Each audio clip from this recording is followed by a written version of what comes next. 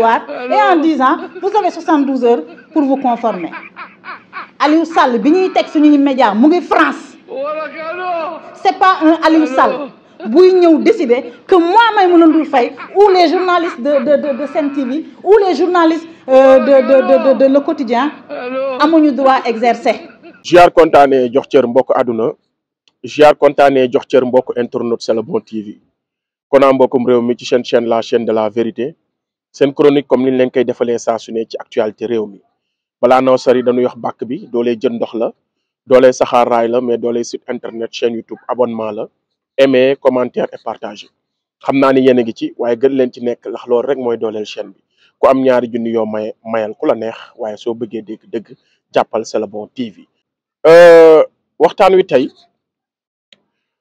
maa ngi koy dooree ñaari sujet rek la verdict bi nga xamante ni Siteu ak Modou Lo le combat royal verdict bi CNG joxe confirmé li nga xamante ni moom mooy victoire Modou Lo bi envoyé nañ ma verdict bi lire naa ko te comme dama amoon point de vue bu ma partagé woon ak yéen su verdict bi génnee war naa ñëw waxaat leen sama point de vue par rapport ak li ma gis ndax satisfaire na ma wala satisfaire uma par rapport ak li CNG décidé ak sorti ajaratu Maïmouna Ndour Faye moom laay li nga xamante ni moom la wax moom laay njëkkee sax moom laay njëkkee Maïmouna Ndour Faye dégg naa ko làmmiñam mel ni bu malaaka wala sax làmmiñam mel ni bu seytaane parce que malaaka dañoo baax ndax yàllaa leen di yónni làmmiñam mel ni bool bu daanu di yuuxu te elle parle à ne rien dire ajaratu Maïmouna Ndour Faye on t'a dit seulement que 72 heures lañ la may pour nga conformer wu pour nga méngoo ak yoon pour nga indi ay preuve ak ay pour nga méngoo ak charte réew mi li nga xam ne code de la presse moom la wax ak yoonu réew mi dañ laa wax pour nga ñëw nga méngoo ak loolu kase on ne vous a pas frappé on ne vous a pas barricadé jàpp ñu la tëjuñu sa télé dañ la ñëwal nga conformé wu ak li yoon wax ndax réew dafa am yoon état de droit yéen ñu ko doon jaay su Macky Sall on est dans un état de droit on est dans un état de droit état de droit nag ñu ngi koy xàmmee presse bu jaar yoon bu méngoo ak yoon beneen biit yaa ngi def amalgame temps bii ngay perte nii génn di wax di taltali di teg pression je pense que 72 heures nga am demal nga xool nan ngay lijjantee ba noo tegu ci yoon ndax réewu yoon moom da ngay tegu ci yoon rek nga mën a exercer sa métier encore une fois it kenn terewul la nga exercer sa métier journalisme déedéet defe naa Sénégalais yi xam nañu loolu Alioune Sall wax nga ko sax nee nga Alioune Sall tuuti na ci tëj Sen TV ak 7TV mais yow amoo Alioune Sall problème mooy problème bi nga ni France la nekkoon am tuuti na si yow amuloo ak Alioune Sall problème moo tax yéen da ngeen di jaawale seen i adversaire da ngeen di jaawale seen i combat yow ak yoonu réew mi ak code de la presse ak yoon wi nga xam ne moom lañ tënk pour képp kuy presse nga méngoo ak moom yoon loolu nga amal problème parce que Alioune Sall tey mënoon nañ ko fi jëlee suba keneen ku ñëwaat it day jël décision bi Alioune Sall jël da koy continuer kon amuloo la personne de Alioune Sall problème amuloo waa Pastef problème amuloo Sonko problème amuloo Diomaye problème charte réew mi nga amal problème yoonu presse bi nga xam ne moom nga war a gëm bokk ci ñu koy défendre moom nga amal problème parce que Alioune Sall yàgg na fi la preuve yàgg na fi te musul am sañ-sañu bind la lettre sax di la wax lenn nooy doxalee ci sa mbirum liggéey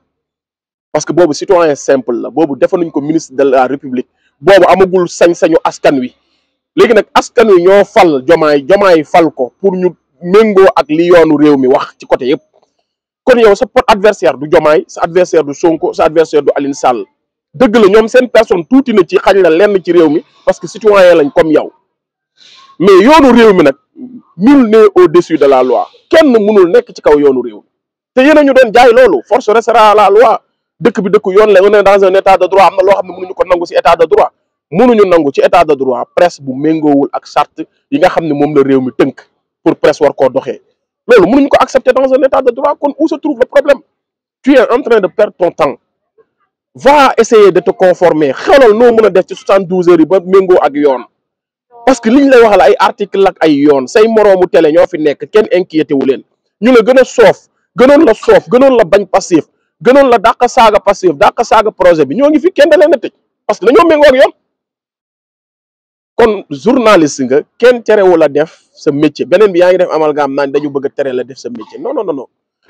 soo sa télé boobu su doxul mais boo demee beneen télé bi nga xamante ni boo demee Walfadjri sax yóbbu sa CV mais dañ lay jël nga liggéey kenn terewu la def sa métier journalisme loolu kenn Ousmane Sonko tuuti na si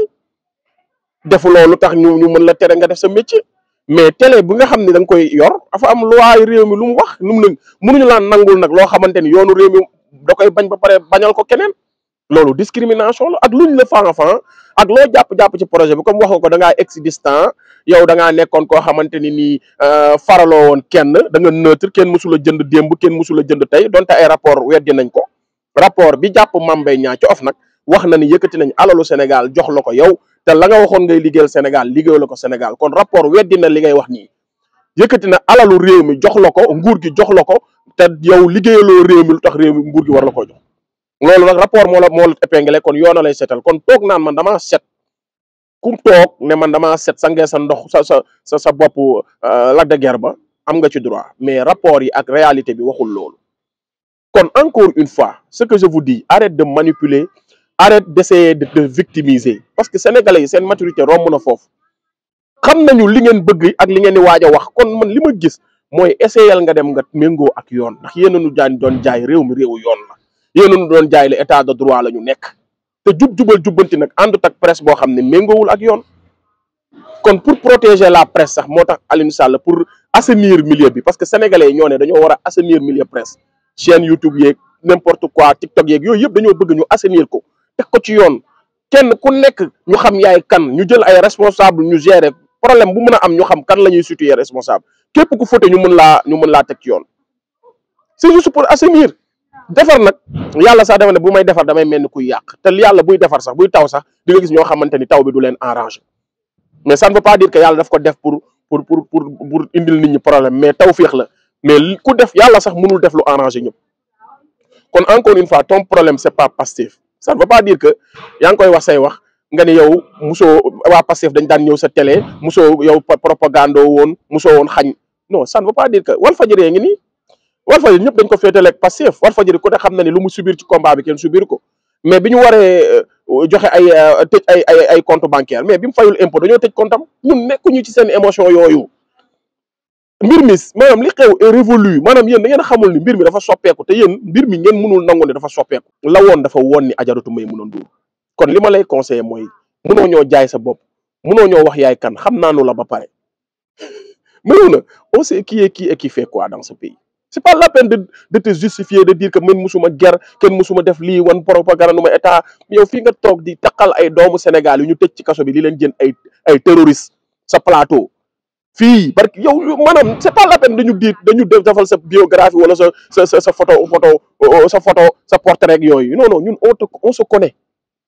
mais mbir mi du affaire boobu sax du affaire da yow fii nga faroon wala fee nga faroon fee nga toogoon mbir mi mooy yow da ngaa war a conformer wu ak yoonu réew mi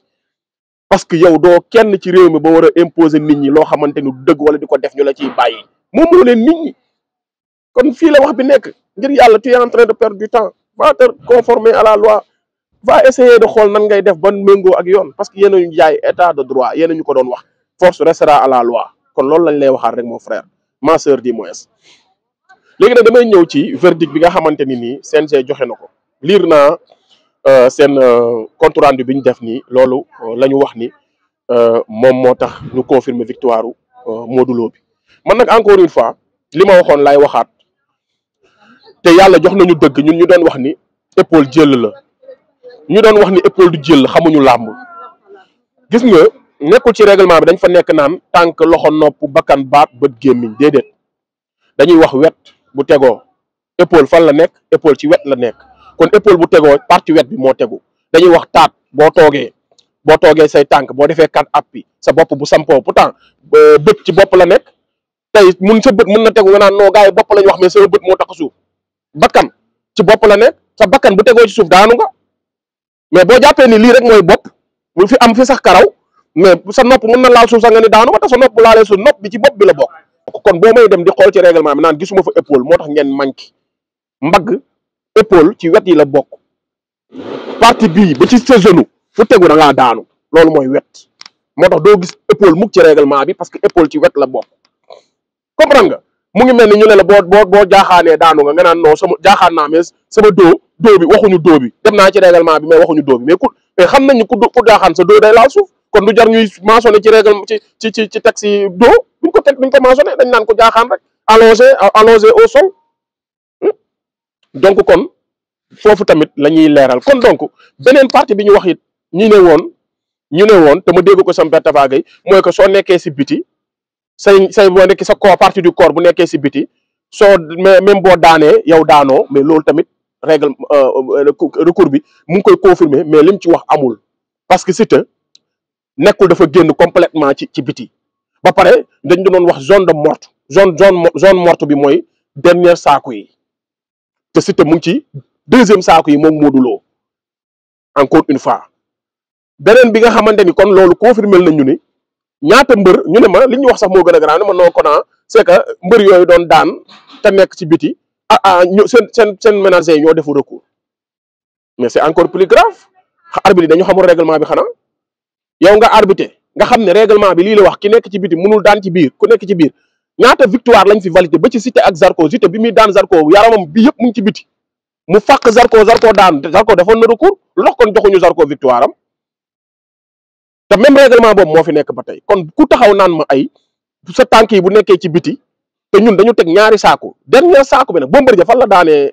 daanee Balla Gaye 2 ci zone deuxième zone bi mais zone morte bi mooy fi Zos daanee woon Boy Niang mooy ci biti ginnaaw saako yi foofu lañ ne boo fa daanee nit jël amul wala boo fa nekkee sa partie corps génn nga daan fa nit jël amul mais Siteu mu ngi ci deuxième partie bi kon encore une fois loolu tamit ñaari tànk Siteu yi ñu ngi ci saako bi moom mu ngi ci saako parce que yéen a waxal seen bopp ne bopp Siteu bi mu ngi tegu ci kaw saako bi yéen a ko waxal seen bopp Modou Lo tamit ñu ne épaule bi ci saako bi la kon ñu ngi woon ci zone de combat bi ba tey te ba pare bu fekkee ni loolu am na lan la arbitre yi doon uti VAR comme yow nee nga ki nekk ci biti mënul daan ki nekk ci biir kon lan la arbitre yi doon uti VAR kon loolu amul sens is no sense amul sens lan la arbitre yi doon uti VAR comme yow nee nga ki nekk ci biti moom bu amee action mu daan ki nekk ci biir jël bu leer sax jël bu du validé kon lan lañ doon uti VAR di xool ndax jël am na wala jël amul kon loolu tamit contradiction la beneen bi gën a garaaw ci texte bi ñu bind ñoom waa CNG nee nañu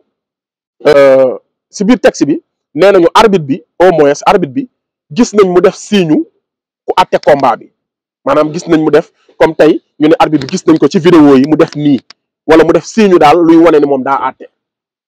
mais kañ la signe nekk luy àtte mbër yi ak lu leen di tàqale si règlement bi dañ ne sifflet moo leen di boole sifflet moo leen di tàqale kon CNG li ñu layalee seen recours bi moom laa gëmut man li ñu layalee seen recours bi laa dàqoorul man gëwuma ko parce que ñoom Siteu dañoo def recours bind na ñoom dañoo daan Modou Lo par épaule kon soo leen di tontu da nga naan leen daanoo leen ko par épaule parce que épaule du jël wala daan ngeen ko par épaule kat waaye épaule bi fi côté partie bi laal wala nga expliquer mais ñu ngeen faa bàyyi waxu épaule bi ñoom bi tax ñu def recours bàyyi lépp naan leen ay ñaari zones yi mu ngi ci biteeg ay arbitre bi daa def signe sifflet arbitre bi du signe sifflet wala da nga war a arbitre bi daa sifflet avant chute bi wala sifflet wul avant chute bi loolu lañ doon laaj mais dafa def signe moom non signe musul wax règlement bi dafa am signe dañ ne booy bañ ko ba arbitre bi man ba may bëre lan la arbitre bi wax sifflet bi moo leen di boole sifflet bi moo leen di tàqale su ngeen déggul sifflet bëri leen bu ngeen déggee sifflet bàyyante leen kon tey mënuñu bind naan ñoom dañoo gis ci vidéo yi arbitre bi def signe tàqale ñaari mbëri kon lan lañ doon uti VAR comme arbitre bi sifflé na avant chute bi kon lan lañ doon uti VAR waa CNG loolu laa leen di laaj kon man li ma doon nangu mooy buñ bindoon ci texte bi ne dëgg la Modou Lo def na chute am na Modou Lo dóor na épaule am te épaule jël la ci làmb buñ honnêtoon ñu ne waaye tamit de l'autre partie dañoo gis Siteu aussi dóor na boppam te bopp bi aussi mu ngi ci kaw saako bi te bopp chute la kon ñaar comme ñoom ñaar ñëpp dañoo daanoo noonu en même temps moo tax mënuñu joxe jël foofu njaax lay doon léegi bi ñu njaaxee ba arbitre bi woowaat leen dañoo bëre Modou Lo gagné na ko par point moo tax kon victoire boobu la nuy valider bu boobaa damay applaudir damay nangu taxaw ma ban muus moo leen piqué sax ba moom loolu moo gën a logique mooy que seen ñoom ñaar bi ñu daanoondoo ci buntu saako yi dañoo njaax parce que kii daa teg épaule am kii teg boppam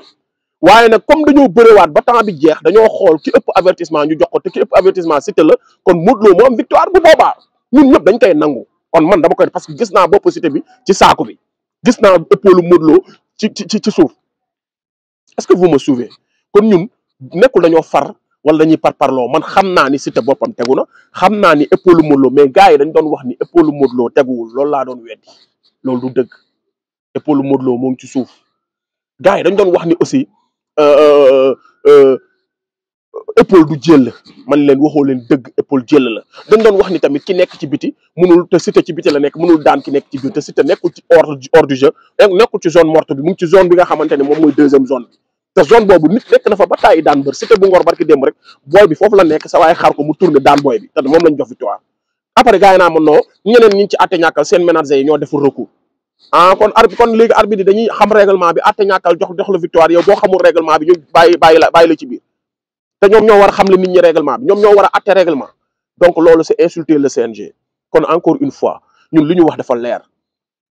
parloo wuñu dëgg la ñuy àtte am na les gens ma di que waaye Siteu bëriwul ñun laajte wuñ loolu ku bëri ak ku bëriwul fi ñu nekk di laaj mooy kan moo daan kii moo daanu ay Siteu bëriwul mérité wul kii bi am na sax ko ma ne non kon roi des arènes dafay yomb ay épaule bu tegu xam nga yow Yékini daan fi Gris Bordeaux par 4 appuis coos jugaat ñu jox Yékini victoire te combat royal la woon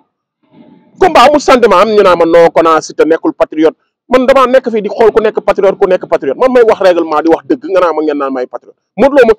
mooy patriote ay naan ma non kon mi ak nii c'est-à-dire c'est que yow da ngaa contre kii man ban chance laa am ñoom ñaar ñoom ñaar ñëpp attaqué wu ma leen fii bi ñuy xeex projet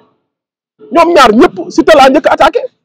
te ñoo bokk benn écurie bokk jàmm gën bi mu taxawee di wax lu contre projet bi damaa dal ci kawam Modou Lo bi mu fi ànd ak Amadou Ba ñu dem palais damaa dal ci kawam man nekkuma fii ci yow te teewul Aziz Ndiaye bi mu fi tegee xawma empereur am boobu di jéem a noyé Modou Lo dama def vidéo ne leen Modou Lo mooy roi te il est le roi le plus méritant te ba tey ci loolu laa nekk waaw kon man nangu naa li ma nangu woon mooy ñu ne ñaari chute yëpp mënul valable parce que loolu njaax la waaye par point la ko Modou Lo gagné mais bu ñu confirmer victoire bi te leeraluñ loolu di wax ay contre vérité naan arbitre bi daa def signe mbër yi signe attewu leen signe boolewu leen ba ñuy commencé sifflet moo leen boole ba ñuy tàqalikoo sifflet moo leen tàqale kon boo toogee naan ma dañoo gis ci vidéo yi arbitre bi def signe mel ni ko atte combat bi ba pare après arbitre bi def signe atte combat bi ba pare chute am mu dem va loolu contradiction la kon nañu respecter règlement bi ñu am fu la CNG bi fi nekk du ma leen xeex ndax barki démb maa xeex ba bokk naa ci ñi xeex bañ faral wax ba Malick Ngom falu kon ñun amuñu problème te Malick Ngom jëlul décision bi parce que commission bi géré loolu ñoom ñàmbeeg ña fa nekkoon ñoo fa nekk ça ne veut pas dire que Malick mooy président CNG rek moom mooy jël décision yi dafa am commission bu nekk ak ñi ko géré règlement et discipline ñoom ñàmbeeg ak defe naa ñeneen ak ñeneen ñoo fa nekk ña fa nekkoon rek ci biraseen ñoo fa nekk ba léegi kon ñooñu ñoo attewul dëgg te li ñu motiver seen loi yi boo demee xool règlement wu làmb dañoom ci boppam dañoo wax lu méngoowul ak règlement yi loolu mooy dëgg parce que règlement làmb li mu wax dafa leer épaule chute la bopp chute la te bopp tegu na épaule tegu na kon kay yow déclareel foofu njaax léegi nga ñëw nag motiver na léegi seetaan nañ vidéo yi ba ñu xoolee ba xool ñaari mbër yi kenn ku nekk teg nga benn partie boo xam ni chute la mais nag bi ñu xoolee ba xool par point diw moo gagné bu boobaa nit ñi mën nañ nangu mais nekk naan ay ñaari tànk Siteu daa nekk ci biteeg ay arbitre bi gis nañ ko mu def signe atte mais da ngeen di weddi seen bopp parce que yéen ne arbitre yi sifflet mooy atte nit yi sifflet moo leen di boole xanaa xam nga yow arbitre bi bu ñëwee laal la sax ne la bàyyil te déggoo mu sifflet bu la neexee continuer parce que war dafa la waxoon sifflet moo lay boole sifflet moo leen di tàqale man li mu nekk ci texte yi laa leen di wax kon mënuñu ne arbitre bi dafa def signe kon dañoo war a atte combat bi non non arbitre bi signe nekkul moo leen boole woon beneen bi ci topp Siteu mu ngi ci biir géew gi te chute am na léegi nag boo leen atte woon dëgg da ngeen naan carrément ñoom ñaar xëy na dañoo njaax léegi ñun li ñuy atte mooy par règlement par point mais naan ay arbitre li mu atte woon moom la ñuy confirmer daal di yem foofu mais loolu taxul woon gars yi def recours kon dëgg bi dañ ko atte ay daba naan ma ay Siteu dafa daw ak ay loolu day yomb buñ ko joxee roi bi mais bu lan mooy loolu ay moom daf fi nekkoon du nitu kii di wax ay devant de personne ci moom man loolu dafa ma intéressé si Siteu ay nii la mel ak dafa weex ak dafa ñuul daa bëgg projet bi daa baax wala daa bëgg seen mbër yi ñoom ñëpp a yem man damaa nekk di analyser loolu ba ma tollee ci critiquer leen ci loolu wax naa leen ko mais fi mu toll ni combat moo am ni xooluñu ku baax ak ku bon ku ñuul ka ku xeex ku bëgg réew mi ku bëggu réew mi ku daan la ñuy laaj laajuñu ma tamit ku bëree ku gën a bëri fii laa toog ne leen Modou Lo moo bëree bëri bi Modou Lo moom moo def lépp ci làmb ji mais bu chute amee tamit dañ koy wax ça ne veut pas ñaata mbër ñoo fi nekk bëriwuñ ba pare di daan chaque jour nga dégg ñu naan la diw moo bëre mais diw moo daan chaque jour nga dégg nga naan diw daa daw ba daan laajte wuñ ko daw ak yooyu man liñ ma laaj mooy kan moo daan ma gis ñaari site ma gis Modou Lo épaule am tegu gars yi bu ko weddi man leen am na tegu na te épaule jël la te CNG bi jox nañ dëgg parce que bu fekkoon épaule du jël danaan kat carrément épaule du jël kon site boobu valable mais waxu ko bopp yu jël la gars yi man lii laa gis te lii laay confirmé waat daa ngeen jëf